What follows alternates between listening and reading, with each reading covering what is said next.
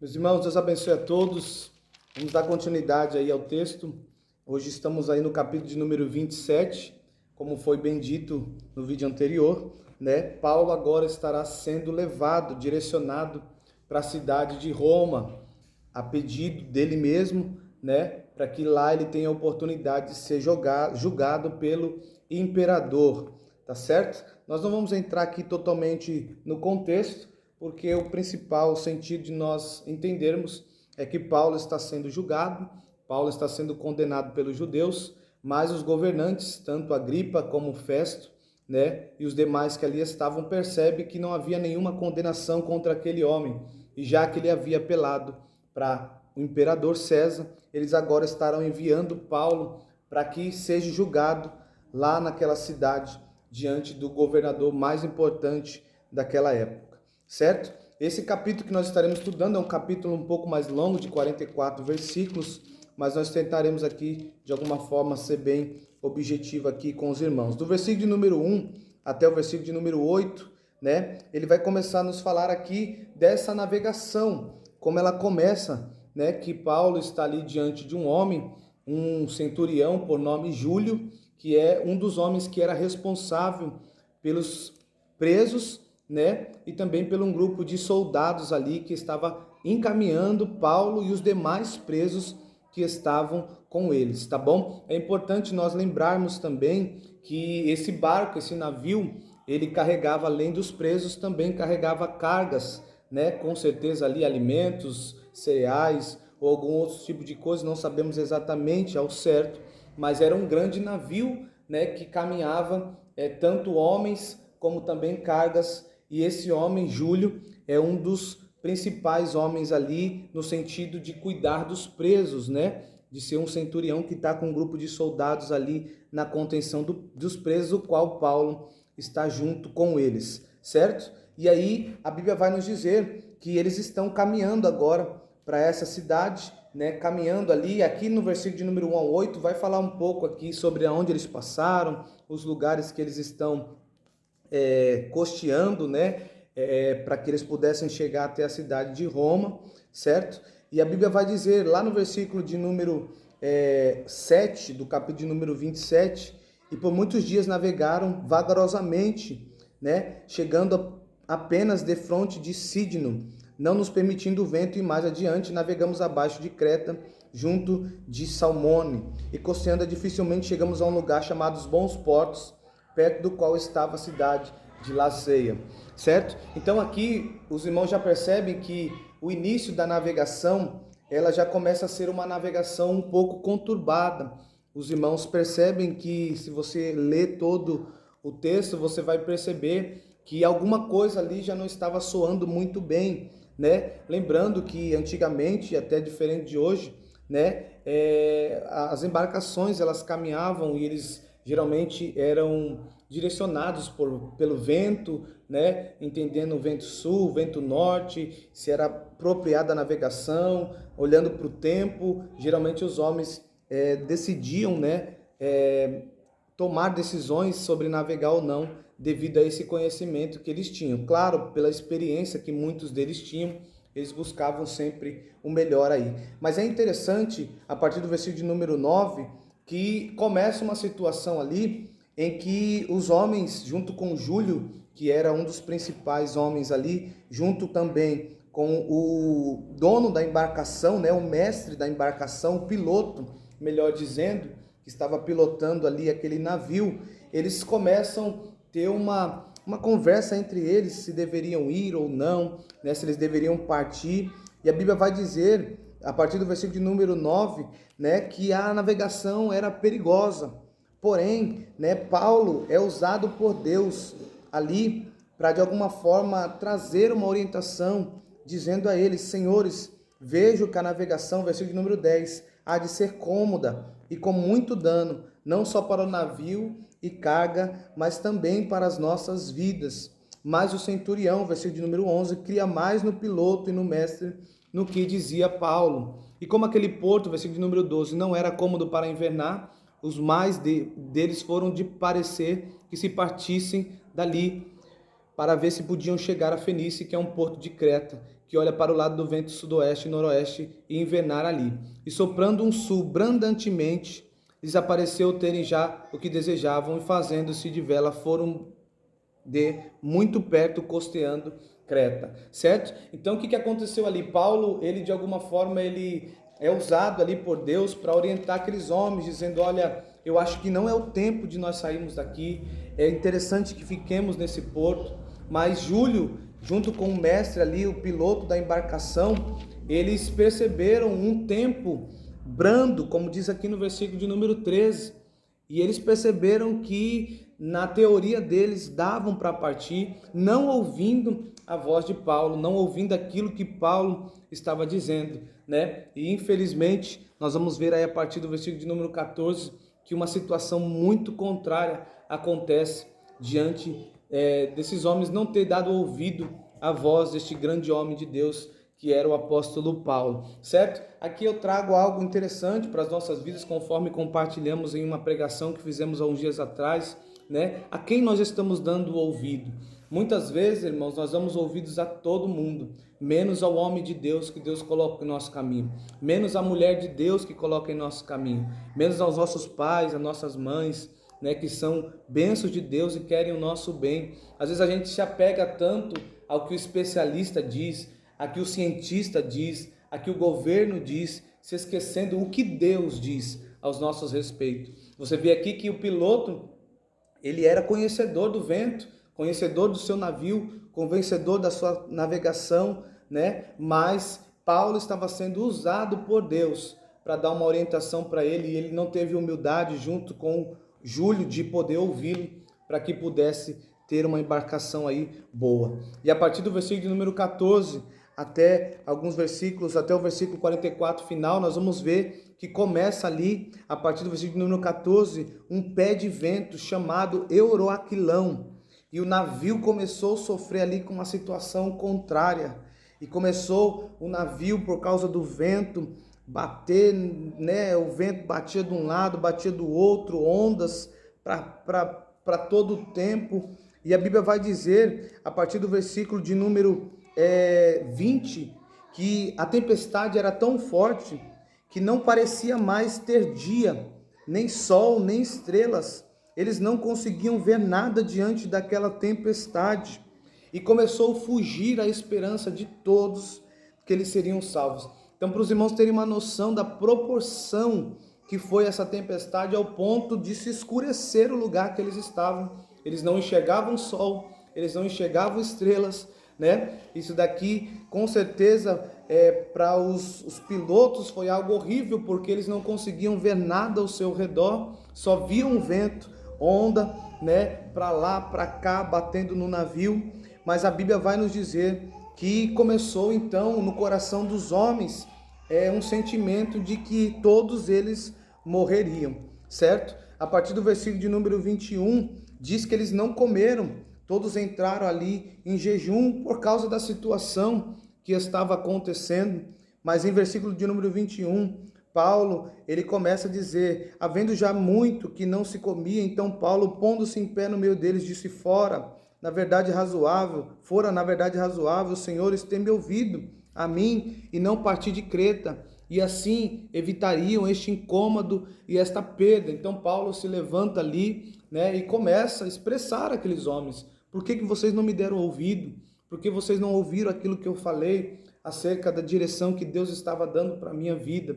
Mas é interessante que no versículo de número 22, além de Paulo mostrar o problema e o porquê que eles estavam passando aquilo, talvez pela falta de obediência e de humildade daqueles homens, né? Ele vai trazer uma solução também a partir do versículo de número 22, por causa de uma intervenção de graça e de bondade de Deus. Aqui eu pego um aprendizado para nós, irmãos. Existem tempestades nas nossas vidas que são causadas não por Deus, mas pelas decisões erradas que nós tomamos.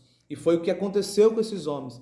Paulo só tem pega a oportunidade para dizer isso, para dizer para eles: nós estamos passando por isso, porque vocês decidiram fazer diferente daquilo que eu tinha dado de orientações. Então aqui eu fico e aproveito para deixar uma palavra de Deus para o teu coração. Muito cuidado a não ouvir a voz de Deus. Muito cuidado a quem você está dando ouvido para tomar uma decisão na sua vida, que muitas vezes isso vai gerar problemas futuro lá na frente. Mas a partir do versículo número 22, mas Paulo, depois de mostrar para eles que tudo aquilo que eles estavam passando era por causa da desobediência daqueles homens, da falta de humildade deles de terem ouvido a voz do homem de Deus, ele vai dizer a partir do versículo de número 22, mas tem de bom ânimo, fiquem firmes, porque não se perderá a vida de nenhum de vós neste navio. Porque nessa mesma noite, versículo de número 23, mais uma vez o homem de Deus se levanta com a palavra de Deus. O anjo de Deus, de quem eu sou e a quem sirvo, esteve comigo, dizendo: Paulo, não temas, importa que seja apresentado a César, e eis que Deus te deu todos e a todos que navegam contigo. Versículo de número 25, portanto, senhores, tende bom ânimo, porque creio em Deus, que há de acontecer assim como a mim me foi dito, e com tudo necessário irmos dar numa ilha. Então Paulo se levanta ali no meio de toda aquela situação contrária e mostra a intervenção e a graça de Deus, dizendo àquele homem: olha, Deus me disse, eu teve um encontro com Deus, ao Senhor a quem eu sirvo, que ninguém vai se perder nesse navio, que ninguém vai morrer, mas que Deus vai nos dar graça, que Deus vai nos salvar, que nós vamos chegar até uma ilha e ali nós teremos a oportunidade de receber a vida, mais uma vez, da parte de Deus. E é interessante que aqui nós percebemos, como eu disse no vídeo passado, que o propósito de Deus era levar Paulo até a cidade de Roma, e ele estava totalmente convicto disso, ele acreditava nisso, e mesmo diante dessa tempestade tão grande, Deus usa o seu anjo para animar mais uma vez a vida de Paulo, dizendo: Paulo, você vai chegar, você vai alcançar, você vai estar na onde Deus disse que você estaria, e por causa de você, esses que estão ao seu redor também serão salvos. Como é maravilhoso, né, meus irmãos? Quantas vezes Deus, com a sua graça e bondade, nos abençoa, e abençoa também aqueles que estão ao nosso lado ainda, por causa da sua bondade e misericórdia. Glória a Deus por isso. E a partir do versículo número 27, né, a Bíblia vai dizer que eles continuaram ali, diante ainda daquela tempestade, e a partir do versículo número 27, os marinheiros, o piloto, suspeitaram que eles estavam perto de alguma terra, e lançaram um prumo, né? O prumo era como fosse o medidor, né? Para eles saberem se havia ali, diante daquele mar, terra por perto, né? Alguma coisa do tipo assim. E eles, versículo de número 29, perceberam que ali havia algumas rochas. E eles agora então lançaram âncoras, porque eles tinham medo do navio bater em uma pedra, né? Então eles lançaram âncoras ali para que o navio ficasse paralisado. Eles perceberam que eles estavam perto de algum lugar, eles não conseguiam enxergar porque a tempestade era tão grande, tão intensa, que acredito que eles não conseguiam enxergar nada ao seu redor. Mas pelo prumo eles perceberam que eles estavam em um lugar rochoso, que havia ali rochas, pedras, né? Então eles lançaram a âncora, porque a âncora ela segura o navio, né? Ela vai fazer com que o navio não se movimente, com o risco dele não bater nas rochas. Mas lá no versículo de número 30, a Bíblia vai dizer que alguns dos marinheiros, percebendo a situação, eles desejaram fugir do navio. Eles decidiram, né, pegar os botes. Os irmãos sabem que todo navio geralmente tem aqueles botes pequenos, né? E aqueles marinheiros, percebendo que talvez eles ficassem ali diante daquela tempestade, por mais que eles estavam ancorados, a própria tempestade, conforme as ondas fossem batendo, água entrando para dentro do navio, ela tinha tendência, por mais que o navio estava paralisado, de poder ali o navio naufragar.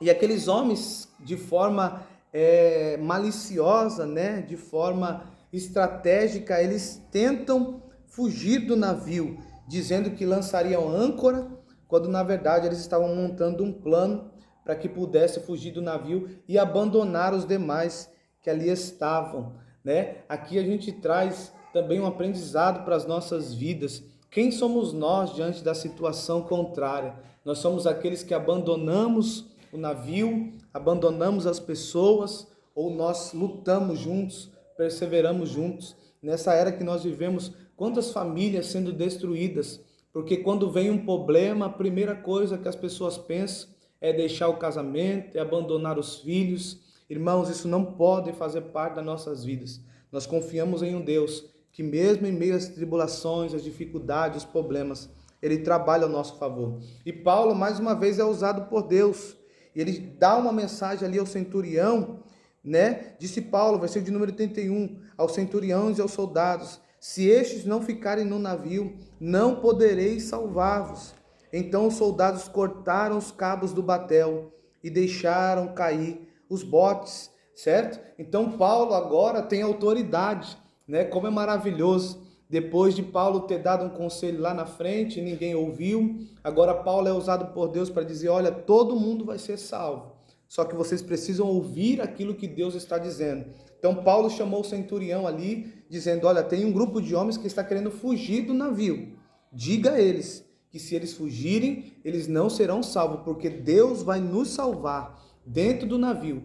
E o centurião, preocupado com aqueles homens, preocupado com os demais, cortou os cabos dos botes, né? Então, o que aconteceu? Eles cortaram ali e os botes foram embora em meio ao mar, sem ninguém dentro, e todos continuaram no navio, certo? E aí a Bíblia diz, a partir do versículo de número 33, que Paulo exortava a todos que comesse alguma coisa, dizendo: é hoje já o 14º dia que esperais, e permaneceis sem comer, não havendo provado nada. Então, os homens ficaram, estavam 14 dias ali, diante daquela tempestade, todo mundo desesperado. Com certeza, irmãos, a falta desses homens se alimentar era de tanta angústia, de tanto medo da morte que eles não estavam se alimentando. A aflição de coração era tão grande, ao ponto deles não quererem comer nada e não ter nem o prazer de se alimentar.